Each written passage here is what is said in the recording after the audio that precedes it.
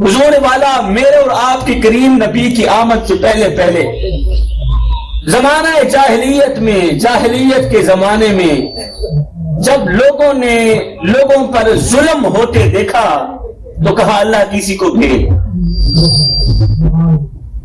میں بے سرا سا مولوی ہوں، میرے پاس سر نہیں ہے، میرے پاس گر نہیں، میرے پاس خطابت کا فن بھی نہیں، اور جوانوں یہ ممبر رسول ہے، یہاں پر بیٹھ کے میں ایسے وقتی مارنے نہیں آیا، ممبر رسول پر بیٹھ کے میں یہاں کوئی فنی ماحول نہیں بناؤں گا، میں آپ لوگوں کو لطیفے ڈوڑے ڈپے سنا کر آپ لوگوں کا وقت ضائع نہیں کرنا۔ میں گھر سے نکلا تھا، ایک سوچ لے کر نکلا تھا، وہ سوچ تھی جوانوں کی زندگی بدلنا۔ جوانوں میں تمہیں کچھ دینے کے لیے آیا ہوں، آج کا میرا بیان صرف میری قوم کے نوجوانوں کے لیے۔ یہ جو میرے سامنے سفید داڑھی والے بزرگ حضرات، چٹی داڑھی والے بزرگ حضرات بیٹھے ہیں، ان کے سامنے ادباً احتراماً اپنا سر جھکا کے بات کرنا چاہتا ہوں، اور میں جوانوں کی آنکھوں میں آنکھیں ڈال کے بات کرنا چاہتا ہوں۔ ہمارے خطبہ آدھی تقریر خود کرتے ہیں، آدھی مجمع سے کراتے ہیں کہ سبحان اللہ بولو، ہاتھ لے رہا ہو، ذرا جھوم کے دکھاؤ، گج بج کے دکھاؤ نا۔ ہمارے خطبہ آدھی تقریر خود کرتے ہیں، آدھی مجمع سے کراتے ہیں، الحمدللہ میں ساری خود ہی کرتا ہوں، میں سبحان اللہ بھی خود ہی بولتا ہوں، میں خطاب بھی خود ہی کرتا ہوں، میں واہ بھی خود ہی کرتا رہتا ہوں۔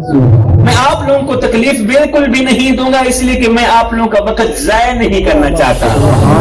آپ بچے چھوڑ کے، فیملی چھوڑ کے یہاں آئے بیٹھے ہیں، کچھ حاصل کرنے کے لیے آئے بیٹھے ہیں، میں آپ لوگوں کی قیمتی وقت کی قدر کرتا ہوں بغیر کسی تمہید کی اپنی گفتگو۔ وقت قلیل ہے، موضوع طویل ہے، ذکر مصطفیٰ کی محفل میں آنے والوں آپ خاموش ہو کے سکون کے ساتھ میری چند منٹ کی حاضری سماعت کریں۔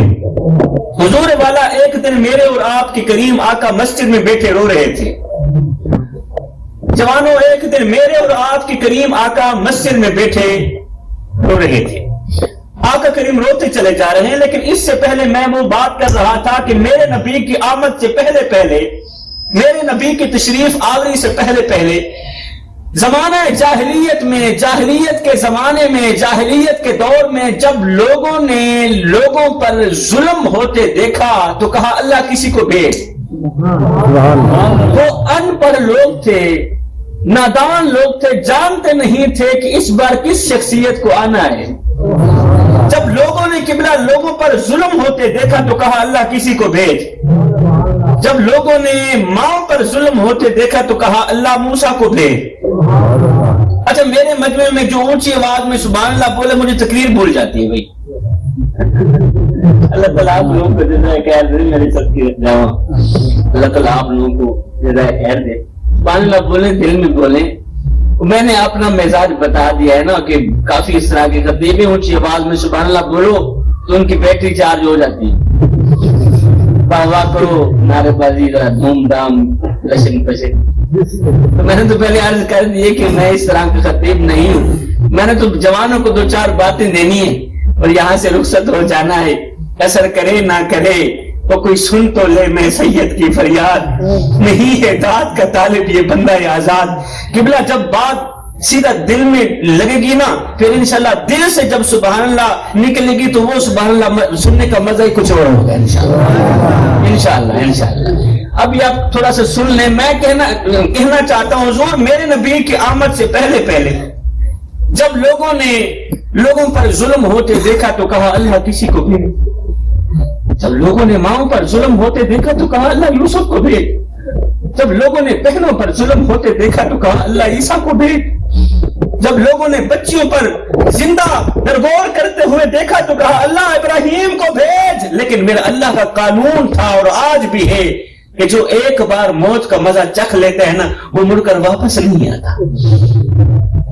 آپ کے عزیز و اقارب کتنے لوگ چلے گئے صحیح، اس دنیا فانی سے رخصت ہو گئے۔ میرے اللہ کا قانون ہے کہ جو ایک بار موت کا مزہ چکھ لیتا ہے مر جاتا ہے، مڑ کر واپس نہیں آتا۔ لوگ کہہ رہے تھے اللہ ابراہیم کو بھیج، لوگ ابراہیم کو مانگ رہے تھے، کوئی یوسف کو مانگ رہا تھا، کوئی موسیٰ کو مانگ رہا تھا، مگر میرے اللہ نے فرمایا میرے بندو جن کو تم مانگ رہے ہو ان کو تو میں بھیجوں گا نہیں۔ تم موسیٰ کو مانگ رہے ہو، لہذا موسیٰ موت کا مزہ چکھ چکا ہے اور میرا قانون ہے کہ جو ایک بار موت کا مزہ چکھ لیتا نا وہ مڑ کر واپس نہیں آتا.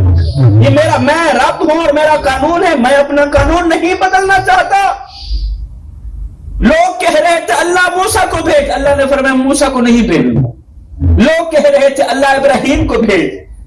لوگوں نے جب ماؤں پر ظلم ہوتے دیکھا تو کہا اللہ یوسف کو بھیج. اللہ نے فرمایا میں یوسف کو بھی نہیں بھیجوں. اب کوئی موسیٰ کو مانگ رہا تھا صحیح, کوئی یوسف کو مانگ رہا تھا, کوئی ابراہیم کو مانگ رہا تھا, کوئی عیسیٰ کو مانگ رہا تھا, مگر میرے اللہ نے فرمایا میرے بندو جن کو تم مانگ رہے ہو ان کو تو میں بھیجوں گا نہیں, لیکن میں رب ہوں مطالبے سب کے پورے کروں گا. جن کو تم مانگ رہے ہو ان کو تو میں بھیجوں گا نہیں, لیکن میں رب ہوں مطالبے سب کے پورے کروں گا. آگے جو جملہ دینے والا ہوں قسم خدا کی حضور والا جان میں جان آ جائے گی. میرے اللہ نے فرمایا جن کو تم مانگ رہے ہو ان کو تو میں بھیجوں گا نہیں, لیکن میں رب ہوں مطالبے سب کے پورے کروں گا. میں رب ہوں مطالبے سب کے پورے کروں گا. میں رب ہوں مطالبے سب کے پورے کروں گا. ذات ایک ہی بھیجوں گا, وہ ذات محمدی ہوگی. اس میں آدم کی شرافت بھی ہوگی, اس میں نوح کی شجاعت بھی ہوگی, اس میں موسیٰ کا جلال بھی ہوگا, اس میں ایوب کا صبر بھی ہوگا. یا اللہ اتنی بڑی شخصیت, بتا تو صحیح کیا وہ موسیٰ جیسا ہوگا؟ میرے اللہ نے فرمایا اس محفل میں موسیٰ کی بات مت کرو, کیونکہ اب کی بار جو شخصیت آنے والی ہے نا, اب کی بار جو میرا محبوب آنے والا ہے نا, وہ بیٹھا زمین پر ہوگا, اس کی ایک انگل کی اشارے سے چاند ٹکڑے ہوتا دکھائی. اللہ وہ موسیٰ سے بھی بڑھ کر ہوگا تو کیا وہ یوسف جیسا ہوگا؟ اللہ نے فرمایا اس محفل میں یوسف کی بات بھی نہ کرو. جہاں میرے محبوب کا تذکرہ آ جا پھر یوسف کی بات نہ کرو. اب ایسا حسن والا آئے گا کہ حسن یوسف بھی حیرت کے ساتھ تکتا رہے گا. لوگوں نے کہا اللہ پھر بتا تو صحیح تو نے اسے بنایا کس طرح ہوگا, تو نے اسے سجایا کس طرح ہوگا؟ میرے اللہ نے فرمایا میرے بندو میں نے اسے اپنی مرضی سے تو بنایا ہی نہیں ہے, میں نے تو بنایا بھی یار کو یار کی مرضی سے.